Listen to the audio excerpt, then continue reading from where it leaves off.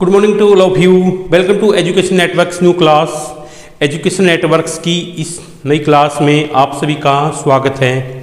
विद्यार्थियों, हमारा topic at this time running है Maurya empire, lesson number 6, first book history, 6 standard, our India part, our India 1।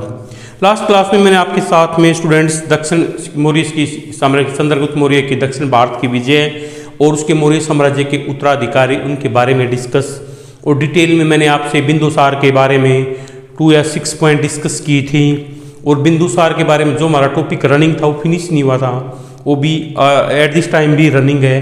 तो आज की क्लास में आपके साथ में बिंदुसार और अशोक के बारे में सम पॉइंट डिस्कस करूँगा। So I hope you will see this class carefully. So let us start look at this point. Chandragupta Maurya Bindusara के समय में तक्षशिला में 2 बार विद्रोह यानी 2 बार युद्ध हुए, और इस विद्रोह को दबाने के लिए, मतलब जैसे विद्रोह को कंट्रोल किया जा सके, इसको फिनिश किया जा सके, राजकुमार अशोक को भेजा गया।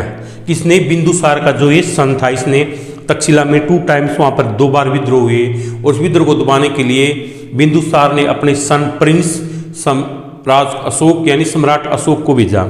अशोक ने इस विद्रोह को शांत तो कर दिया, मतलब इस पर कंट्रोल तो काबू कर दिया। बिंदुसार के समय से ही, बिंदुसार के जब राजा था उस टाइम से ही सेल्यूकस के उत्तराधिकारी, जो सेल्यूकस राजा था उसके उत्तराधिकारी थे एंटीओकस ने, किसने? एंटीओकस ने अपना एक एम्बेसडर यानी राजदूत किसके? बिंदुसार के राज्य में भेजा था। किसके ने? सेल्यूक। बिंदुसार के समय में सेल्यूकस ने अपना उत्तराधिकारी एंटीओकस किसके?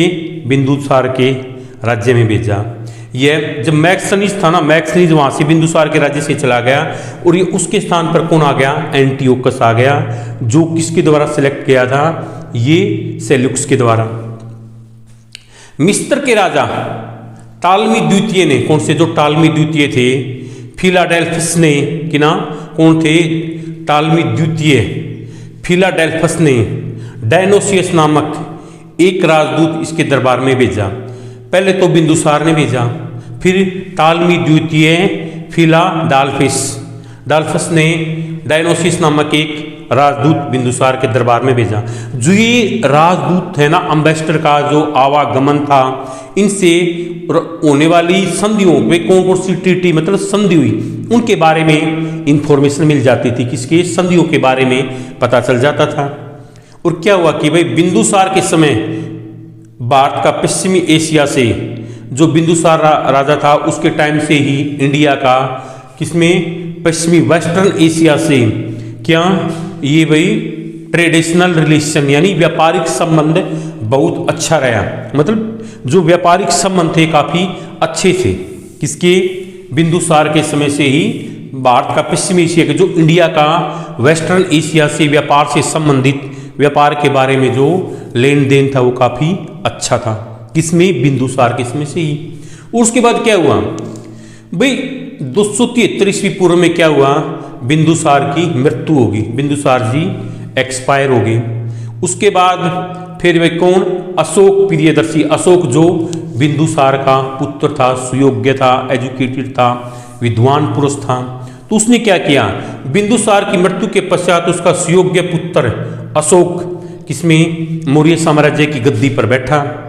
अशोक अपने पिता के शासनकाल में, जब अशोक, ये बिंदुसार का समय था, उज्जैन कहाँ पे है भाई? ये एमपी के अंदर है। एमपी के महाराज, एमपी यानी गुजरात, सॉरी मध्य प्रदेश के अंदर है एमपी, जहाँ पर महाकाल का फेमस मंदिर है। तो उस समय ये कौन? अशोक उज्जैन का राज्यपाल था, उज्जैन का गवर्नर था अपने पिता की मृत्यु से पहले, तो गद्दी पर बैठा। तो बिंदुसार की बीमारी का समाचार जैसे ही इसको पता चला कि इनके फादर से बीमारी से सफर, बीमारी से पीड़ित हैं। देखो कोई भी कह सके, औलाद अगर अच्छी है, सुयोग्य है, मैनर वाली है, अगर ये पता चला जब उसके पेरेंट्स प्रॉब्लम में, चाहे वो कहीं पे भी रहता हो, अपने पिताजी कोई बीमारी का या किसी प्रॉब्लम्स का या किसी मतलब डिजीज से सफरिंग है, इस तरह की इंफॉर्मेशन सुन के दौड़ा चलाता है, चाहे उसका लाखों करोड़ों रुपए का बिजनेस क्यों ना फ्लॉप हो जाए, अगर ये पता चल जाए मेरे फादर मदर इस सिचुएशन में है, इस टाइप की प्रॉब्लम क्रिएट हो गई है, तो अपने लाखों करोड़ों का नुकसान एक्सेप्ट कर लेगा, लेकिन अपने फादर को किसी प्रॉब्लम में फंस जाए, ये बात उसको कभी भी गवारा नहीं होगी। तो जैसे ही अशोक को इन्फॉर्मेशन मिली कि उसके फादर एक बीमारी से सफरिंग, बीमारी से मतलब जूझ रहे हैं, तो उसी टाइम वो क्या किया, उसने पाटलिपुत्र आया, अपने पिता के पास आया, और बिंदुसार के मतलब जो बिंदुसार राजा थे उसने कितनी 16 क्वीन से मैरिज की थी, और 16 क्वीन से उसको कितने 101 सन थे। जो 16 रानियां थी उसकी, 16 रानियों से पत्नियां थी, उनसे कितने 101 बेटे थे बिंदुसार के। तो उत्तराधिकार के लिए भाई वो कहता भी कई बार क्या होता है, बड़ी रानी का बेटा सोचता है कि जो बड़े वाली रानी है उसका बेटा मैं उत्तराधिकारी बनूंगा, छोटे वाले का सोचता मैं मिडल वाले का मैं। तो उत्तराधिकार के लिए अशोक का अपने रियल ब्रदर्स के साथ में, अपने रियल ब्रदर्स के साथ में क्या भाई स्ट्रगल स्टार्ट हो गया, संघर्ष शुरू हो गया। मतलब उसको उत्तराधिकार के लिए क्या करना पड़ा भाई, संघर्ष करना पड़ा। आफ्टर 14 ईयर्स, 4 वर्षों के long struggles, after 14 years long struggles मतलब 4 वर्षों के संघर्ष के पश्चात 269 यानी 269 पूर्व में अशोक का राज्याभिषेक हुआ। अशोक गद्दी पर बैठा, उसका राज्याभिषेक हुआ। अशोक ने देवनाम प्रिय और प्रियदर्शी ये उपाधियां उन्होंने धारण की। किसने? अशोक ने देवनाम प्रिय और प्रियदर्शी की उपाधि धारण की। अशोक की माता का नाम सुभद्रांगी, सुभद्रांगी था। क्या था? उसकी मदर का नाम सुभद्रांगी, और एक वो ब्राह्मण कन्या सी, ब्राह्मण कम्युनिटी से बिलोंग करती थी। अशोक की शिक्षा दीक्षा, भाई अशोक की जो एजुकेशन थी वो अपने रियल ब्रदर के साथ ही हुई। उसने शिक्षा मतलब ये एजुकेशन की, शस्त्र की शिक्षा, जैसे कि वे राजा लोग अपने बच्चों को एजुकेशन दिलाने के लिए आश्रमों में ऋषि मुनियों के पास भेजते थे, ऐसे ही अशोक की जो शिक्षा दीक्षा है, गुरु दीक्षा होगी जैसे भी, वो अपने ब्रदर के साथ में ही हुई।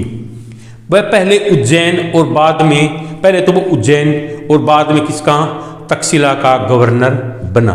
ये थी भाई बिंदुसार और अशोक के बारे में some important point. So I hope you will understand about this topic. इस बुक में आप समझ गए होंगे। I have no requirement to give more detail. मेरे को ज़्यादा मतलब बताने की, इसमें संक्षेप में बताने की जरूरत नहीं है, because you are understood person, brilliant, superior, sharp minded person हो। अगर स्टूडेंट्स को पता कि भाई बेटर वे में प्रिपरेशन करेगा तो उसका एग्जाम क्लियर हो जाएगा, फ्यूचर ब्राइट्स बन जाएगा। तो आज का हमारा जो टॉपिक है यहीं पर फिनिश हुआ। Meet you tomorrow in new class with some more important question.